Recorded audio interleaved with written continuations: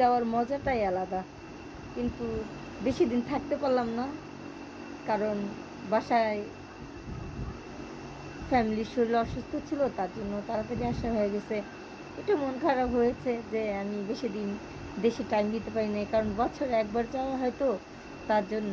আমি এমনি যাই আপনার 15 দিন থাকি বা 10 দিন থাকি, এরকমভাবে থাকি। কিন্তু এবার ওই ঈদে বা এই বছরটা আমার জন্য মানে একটু কষ্ট হয়েছে। আমি তাড়াতাড়ি এসে পড়েছি ঢাকায়, আমার আর থাকা হলো না, বা বেশি খুশি করতে পারি নাই, বেশি আনন্দ করতে পারি নাই। যাটুকুই করছি সবগুলো আপনারা টিকটকে দেখেছেন এবং আমাকে লাইক দিয়েছেন। দেশের দেশে শান্তির মতো কোনো জায়গায় আমি শান্তি পাই নাই। আমি দেশে অনেক শান্তির থাকি।